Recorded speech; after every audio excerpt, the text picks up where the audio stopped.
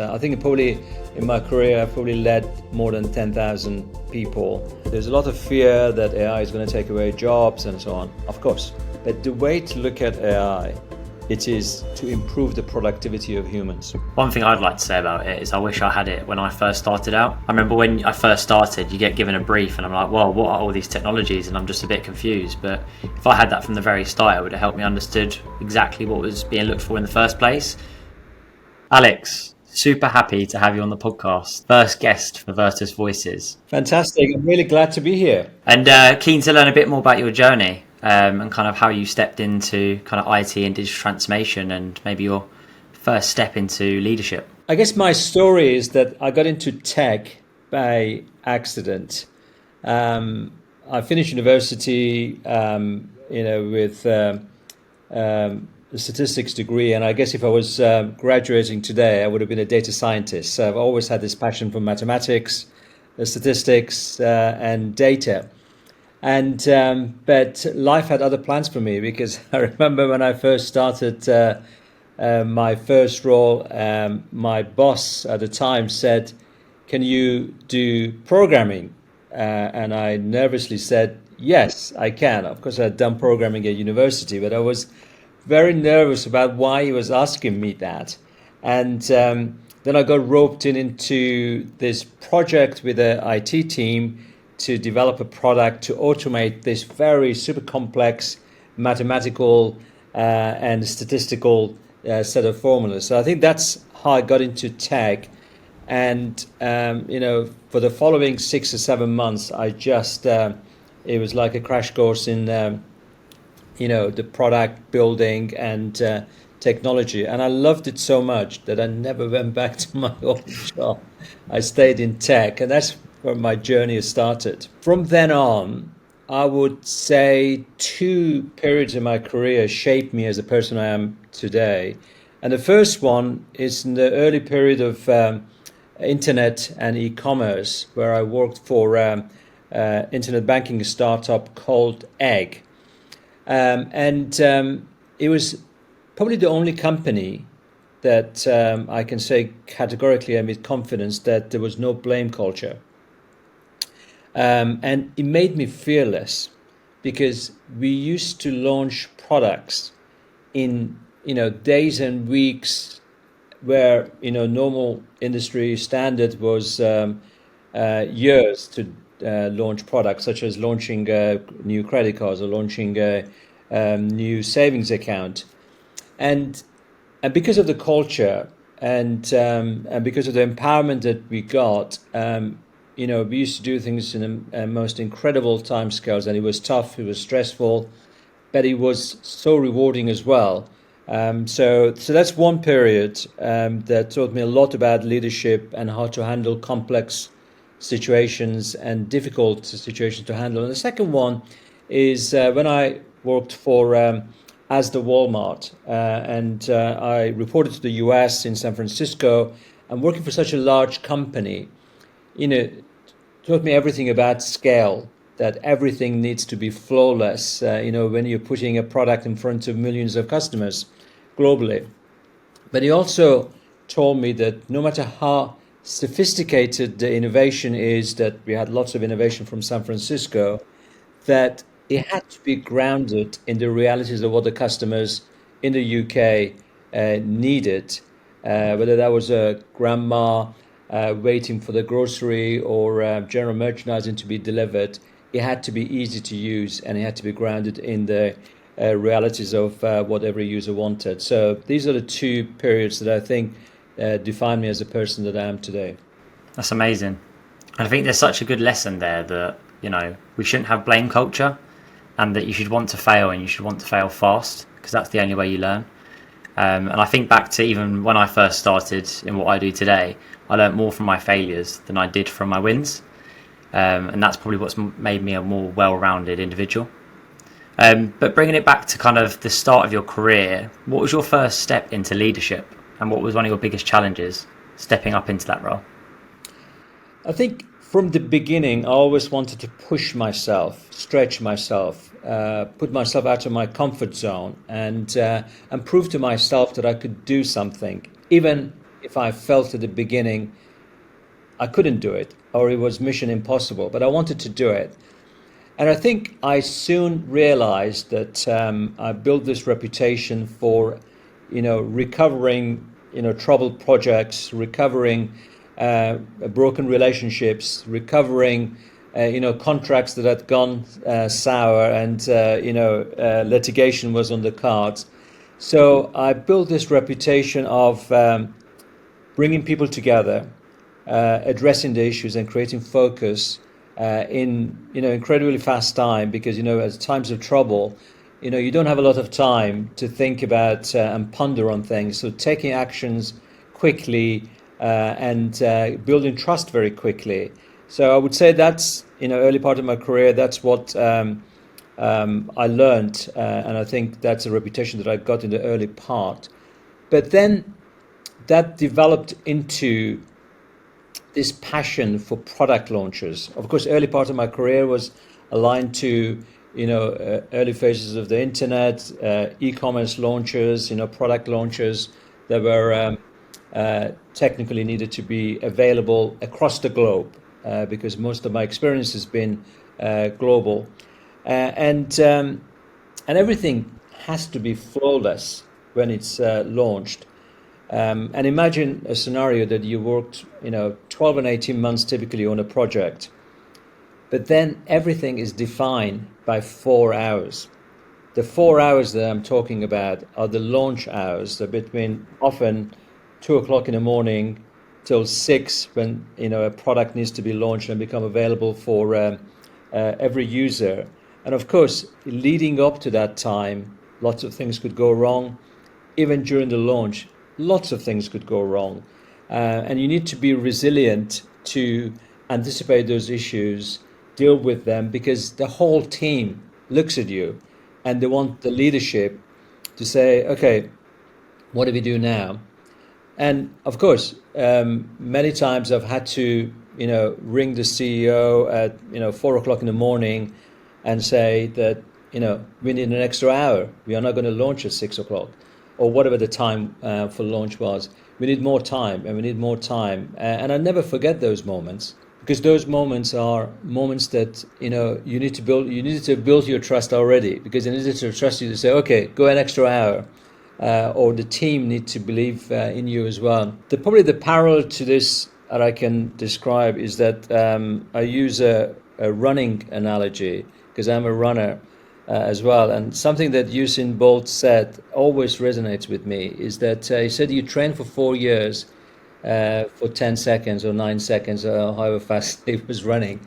And people sort of give up after 2 months of training. And I guess product launches and my leadership journey is also about that. It's about resilience. It's about having belief. It's about, when you fail and when you are down, you just pick yourself up and just keep going and never giving up. That's what the leadership lesson is about. And you mentioned some of the key ways that you dealt with those issues, or to be more resilient, or how to combat those tough times. What was probably the biggest key takeaway from your first step into leadership to where you are today? Because there'll be a lot of people that are listening that, are wanting to make that next step, but not quite sure how to, or, dealing with those difficult stakeholders, but again, wanting to deliver, which I think we all do naturally. But what would you say the biggest takeaway was to make sure that you did deliver, or if you didn't deliver, how you managed that? Great question. I would say one single secret sauce is that you need to believe in the purpose, and you need to clearly define that purpose. What is it that we are trying to do? What is it that, what is the goal? And you need to be able to explain it in simple terms to everybody, because everybody needs to understand it in their own terms, and repeat it and believe in it. And whether you're talking to software developers, whether you're talking to executives, whether you're talking to your stakeholders, people that you need to get on your side, you need to say, what is that purpose? And if you can define that in a clear way that people believe in it, then you have a chance to succeed. And if you don't, is a recipe for failure. And and again, a great story that always I think about is that for the first moon landing, when John F. Kennedy was visiting NASA before the moon landing, he was meeting everybody, and as he was walking around NASA, he bumped into the cleaner, and was having a chit chat with the cleaner and saying, "What are you doing?" And the cleaner said, "I'm putting a man on the moon." And that's an example of a shared vision that everybody in every part of the organization, in every team member knows what the purpose is, because they've clearly understood how important that is, and that overrides everything else that they do. Such a great story. And what would you say to other leaders today, or people again taking that next step of how to drive that purpose and drive the mission? Because sometimes I find that can be lost in the messaging when it's cascaded down. Doesn't sometimes reach everyone. It's like you said to the cleaner example, that he was brought into the mission. How do you drive that as a leader? There are two things I would say. First, you need to be a good storyteller, because if you cannot convey the purpose, the mission, whatever we want to call it, objectives, the goals that you have, in a way that resonates with different people in the way that they can connect with it, then no matter how good the mission is, you haven't explained it very well, so people are not going to understand it, so they're not going to get behind it, or they may think that it means different thing to the one that you're thinking about. So I think you need to be a good storyteller, and that's a technique that you need to practice. And the storytelling is not about going into the detail, it's about simplicity. You need to just explain what is it all about in a very simple terms. And I use analogies to explain the story, because if a 4-year-old doesn't understand it, then it's not good enough. It's not a story. It's not simple to understand. So that's one thing I would say. The second thing is that belief, because in the course of my career, as I've grown through my career, you come across people that don't believe. They are just negative. They are just say, "Oh, it's not possible." And I think is overcoming that and using the negativity as a fuel to say, the mission impossible is possible. I'm going to make it happen. And that belief is key. But to do that, first, you need to convince yourself that it is possible before you can convince others. If you don't believe in it, do not convince others, because you cannot convince others. So these are the two things I would say. And do you have any success stories you can share with us today around where you've done that? Many. I mean, probably I've done 100 product launches. And many of them, at the time, everybody felt that it was impossible. But if I just go back to the first story that I mentioned to you, that it was Egg and the internet banking, that was my very, very first experience of leadership. Because I remember the CEO called me to his office, and he said that this banking product, we're going to launch it on such and such a day. Come to London Prudential Building. I'll never forget that story. And we're going to launch this product because I've invited the journalist. And my immediate reaction was, I was going to say, no, that's not possible. We cannot do this and it was something like 6 weeks, something very short. But I didn't say anything. And he picked up the phone and he went on his next call. Even if I wanted to say something, he would have asked me to leave the office because he was not interested. And that was probably my biggest leadership lesson, is that if I'd gone down to negativity to say, okay, it's not possible, I wouldn't have convinced myself that it was possible. But I walked out of that office and I convinced myself during the 2 minutes that I was walking to my team, because my team were wondering why I was in the CEO's office. And during those 2 minutes as I was walking from one end of the office to the other part, I convinced myself this was possible. So I went to my team and I say to them, That's the mission.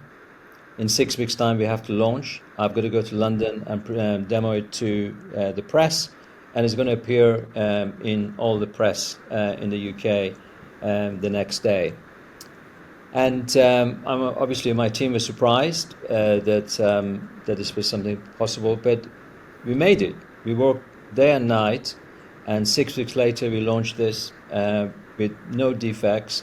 And this became part of the case study for Egg when Egg went through IPO, that how we could launch products in incredibly short timescales at such a high quality. So that was my lesson, and it was a fantastic experience, and I think it sums up everything that I've said. But what changed in those 2 minutes? Because it was a very short period of time to suddenly change your mindset. I had to think very quickly that if I didn't convince myself that it was possible, then I couldn't convince others.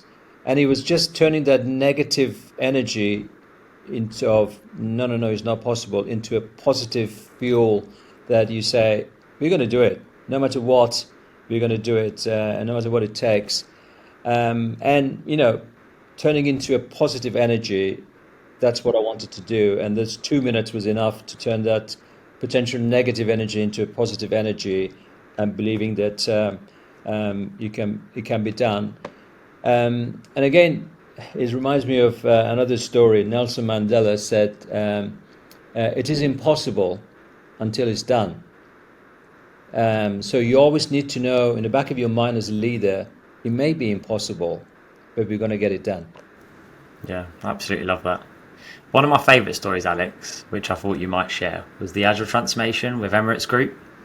I know you mentioned to me before you were on site sometimes at 4 a.m, and the airlines and stuff like that. I'd be keen, if you're happy to share that story, because I feel like there's a lot of lessons learned that people could learn from themselves, and especially a lot of institutions that I work with in the higher education space are looking to implement product and agile ways of working. Yeah, I mean, people often talk about agile transformation as a process, but it is not just a process. The most fundamental part of any agile transformation, and if I just talk about Emirates or Yukes and the Porter or other places where I've implemented agile, is a mindset shift. Yeah. And it is exactly back to what I just said. If you don't change the mindset and think that something is possible that even may look impossible, then you will never successfully adopt and implement agile. And to do that, it's about that sense of belief that needs to be built across the whole ecosystem, across the business and the stakeholders, and across your team. And to do that, you need to lead by action and leadership. So whether it was turning up at airport at 4 o'clock in the morning to show to the business and to my team that I cared about passenger experience, or listening to call center calls in other examples to show that I cared about how our system function. These are all important. It builds trust, and it builds that you are with them. And then for the team, you need to follow through with what you say with actions, because if you say something in a meeting, say that we're going to actually go agile and we're going to deliver things faster than what we've done before, but if you don't operate in agile, if you don't think agile, if you don't take action fast, and if you don't create that no blame culture, that everybody is able to make mistakes and learn from the mistakes and move forward, then that moment is the moment that agile transformation has gone wrong and is not going to succeed, because every action tells the team that you also believe in that no blame culture, the open mindset, and the servant leadership. And I would say one of the most fundamental elements of agile, in particular in Emirates, was the servant leadership. That you're there to empower your team to succeed. It's not about you as a leader, it's about the team. You're there to just unblock the issues. You're there to empower them. You're there to protect them. You're there to grow and provide the right environment for them. And until that time, then you're not ready for agile transformation, because unless you create those trust that I mentioned and the mindset that I mentioned, the process will not stick and it will revert back to the old way. So I think without those foundations, um, any transformation could go wrong. And certainly agile transformations, because it's a complete shift of mindset. Of course, it's a process, and of course, it's about efficiency. It's about doing things faster, but it's also about a mindset that when things go wrong, how you overcome them. And when you look at your leaders and say, are they going to have my back if I do that extra mile and I sign up to this mission impossible from a delivery point of view? Are they going to have my back if something goes wrong? And I think all of those are the right ingredients. Makes sense. Has to be driven from the top. And I think as humans, we're so natural that we want to go back to our old ways of working. You know, we're quite resistant to change naturally. So I think it's being open and obviously, as you said, having that mindset. What would you say the main reason transformations do fail? I see the number 74% gets thrown around a lot, but in your experience, from what you've seen, and obviously delivering successful transformations, what would you say the fundamental reason is? I think, again, it goes back to that purpose. The purpose needs to come from the top. Everybody needs to believe in that purpose. And that unified purpose needs to cascade down around the organization. And that purpose cannot change. It could have minor adjustments, but it can't just suddenly say, okay, we were going left, we're now going to completely go right. It can't be. So you have to stick to your purpose. And I think the second thing is that transformations are all about people. You could have technology as part of the transformation, but people deliver technology. You could have, customer experience as a transformation goals, but again, people deliver customer experience. So I think you need to put people at the heart of any transformation, and you need to make it about them. So that sense of purpose, that everyone believe in it, and you make the transformation about people, are the two main ingredients. But I will say one thing: transformations don't go wrong at the beginning or at the end, because at the beginning everybody is super excited, and at the end, obviously, you're almost there. They go wrong halfway through. They go wrong when people say, "Oh, I didn't realize it was going to affect my role," or "I didn't realize that it was going to affect this thing that I thought we were not going to change," or whatever else may be.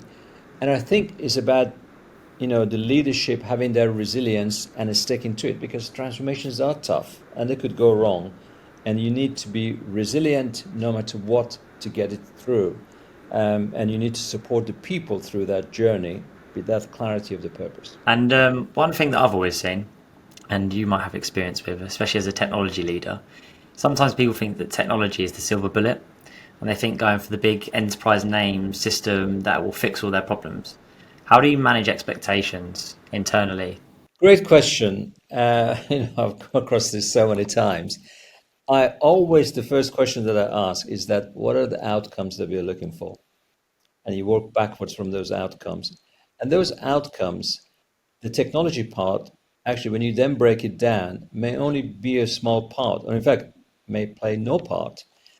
So you don't start from the solution to the problem. Is that, what is the outcome that we want to solve? Are we going to, create a solution to a pain point?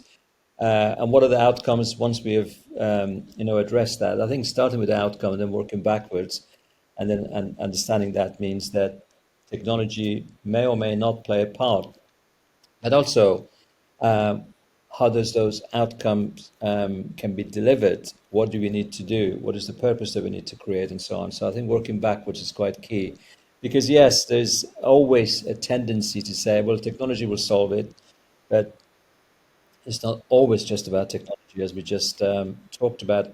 Transformations and agile transformations is very much about that unifying purpose, and it's also about people. And I think there's one thing that we have to discuss if we're talking about technology, which is AI. Obviously, it's disrupting everything we do. And I'm speaking to Mr. AI himself, the founder of the XOOTS platform, which is fantastic. I use it myself, which we'll come on to. But I was speaking to someone earlier today, and they were saying that they think with now AI emerging, that all transformations will have to be redone. Is that something you agree with? I do. I think any transformation without considering AI is a transformation that is not complete and it has to be redone. I agree with that. And if you had asked, a lot of people a year ago, what did you think about AI? Some of them, majority of them would have said it's a hype, it's going to be a fad, it's just going to come and go, and in a year's time we won't hear anything about it. Just because, there's been many technologies before that have had that effect. They've come as a hype and then have not materialized. But AI is different. I've been in technology all my career, and I've never seen anything like AI, because for the first time, there's a technology that can strategize, can execute, and can report back independently of humans once they're trained. That has never existed, because most of what we are used to are deterministic, i.e., you program a system to do X, Y, and Z. But with AI, it's not like that. You don't program it because you cannot determine exactly what it does.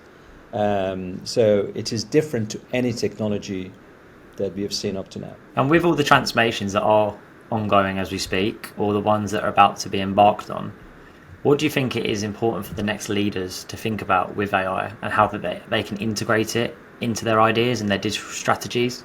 I think the first thing is not to be fearful of AI. There's a lot of fear that AI is going to take away jobs and so on. Of course, like any technology, before that, automation is going to, eliminate some jobs. But the way to look at AI, it is to improve the productivity of humans. And so that humans can do other things or do more of the same thing a lot faster, with better quality, a better precision. So I think first thing is to embrace it, learn about it, and be curious about it. Without that curiosity, AI becomes a fear factor. So that's the first thing I would say. The second thing is to say how AI can improve the productivity. So what are the pain points that we have? We all have pain points in our daily jobs, in what we do even outside of work. So what are the pain points? Because AI is not a vitamin, it's a painkiller. And for painkillers, you need to have that clear mindset about what are the pain points that you want to remove, and get AI to address those pain points. So it's not about, incremental 5%, 10% improvements. Is significantly more. So if I just to take you back to, transformations that I've done, and I've been very fortunate that I've led 7 transformations across 3 continents, is that I normally used to aim for 30% improvement in productivity. Of course, in early transformations, maybe I was happy with 10%, but in the last few transformations that I've done, I usually aim for 30% improvement in productivity. If I was doing the same transformations today, I'd be looking for 50, 60, or even more, because with AI, a lot more is possible, because it's all about productivity. Makes total sense. And obviously earlier we discussed culture and people being resistant to change. I can see it in my own, friends, family, AI. I discuss AI and a lot of them don't really embrace it. How do you think leaders today can get that messaging out there and get their people to embrace it? Because I definitely see it that if people don't embrace it, they're going to be left behind, because there's going to be people that are working way faster, way quicker, with more precision, as you said. So how do you think leaders today can help people embed it into their everyday processes? Yeah, I think it's important to start small. Let's not make a big leap ahead. Start small, learn about it. I mean, there are lots of learning assets available that people can use free of charge to learn about AI. I think number one priority is to be curious. If you're not curious, you're not going to learn. So first thing is learn, experiment, and experiment with small things, so that you can get confident about how you can use AI more and more, and gradually again build your confidence and move to a higher level, and not to be afraid of AI. that experimentation, that curiosity addresses the fear factor that some people have. Of course, there is with any technology there is hype, so you need to prove to yourself what things you can use it for and how it's going to improve your productivity. So think about it as a productivity tool, experiment with it, and start small and gradually increase that. So that's, I would say, the right approach. And I would say work with people that that can help you through that journey. I can explain that in a nice storytelling way, explain how it could be used, um, and um, um, and not necessarily say that you need to go for the big company to explain the tech for you. No, no, go to companies that they're maybe niche, they're small, and they can explain that because they've also learned that through their own experience. I mean, if I just sort of bring it to story of XOOTS, we obviously build AI agents to improve the productivity of recruiters or HR functions. But we're also an AI first company. What does that mean? It means that we also build AI with AI. So we have learned and we have experienced with many tools, and we picked the best tools. So again, experiment because we were curious, because we had to as a startup. You have to make a decision between AI versus hiring an individuals, and always we have said, okay, if AI can do this, why do we need to hire an extra headcount? So we have had to adopt AI just because we need to as a startup. So we've got a lot of experience in that. So ask the experts what do they think throughout your journey of learning about AI. That's what I would say. And I think it would be silly not to, but to mention the platform itself. Obviously, I'm a user myself, but I'd love to get it from yourself, obviously, because people will be hearing it from someone that has been their side of the fence. A senior IT leader, understood issues around culture, understood issues around retention, and obviously recruitment. I'd love to hear a bit more about the platform, kind of from an IT Yeah. specialist themselves, about how that can help them drive Yeah. efficiencies. I think let me start with a story. I mean, my story of creating Zoots, after over 2 decades of high pressure, high intensity, leading large technology teams. I think probably in my career I've probably led more than 10,000 people, and I've probably hired probably more than 1,000 people, several thousand people at various roles. I mean, not always hiring them personally myself, but my teams have hired. And I said that every digital transformation is about people. You need to get people with new skills, new culture, new technologies, and always been a challenge to find talent and match them to the project and to the technologies that you want to do. So my story of why I created Zoots was to solve and address the problems, the pain points that I experienced as a technology leader when trying to search for new talent, interview talent, and upskill that talent, and maybe had maybe 80% of the skills that I was looking for, but maybe just topping up that extra 20%. So Zoot started as a agentic platform or AI agents platform to effectively solve certain pain points. As I said, the difference between vitamins and painkillers. So it is a painkiller. So what are the pains that we are trying to address? We are addressing the, searching and matching the right talent to a specific role, which could be outreach using AI, could be matching using AI, using various external databases. That's the first job, because if you don't do the matching, then you've got no chance of securing that individual and assigning them to a project. So the next thing is, but there are so many different uh, technologies and skills. How do you interview those individuals to understand what they say on their CV is actually how they've used it? And especially because with AI, you can also make your CV look so great. But actually, are you able to explain a particular situation that you were in, and how do you dealt with it? How do you use certain technologies and certain tools? So screening and interviewing using AI in a human-like way, with voice and video, was the second pain points that we wanted to address. And the third one is that how do you upskill? And there are various scenarios. So maybe you want to onboard a project team of 10, 20 people. How do you ensure that they're onboarded in a consistent way? And then when the project is finished, how do you ensure that knowledge transfer has been done in a consistent way so it could be passed on to the client company? So these were the pain points that I wanted to solve at the beginning, because this is the tool that I wish I had as a technology leader to solve the matching talents to the projects that I was working on. But since then, we moved on to say, well, actually, are we all about building AI agents to address talent pain points to make the recruiters more productive? So what if we created agents that, for example, could create a standardized CV from, everybody's CV is different. What if we just created that?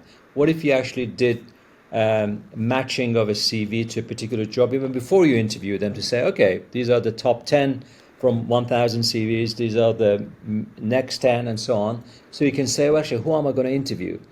Because, of course, you may not want to search external databases, because you may have your own database of CVs.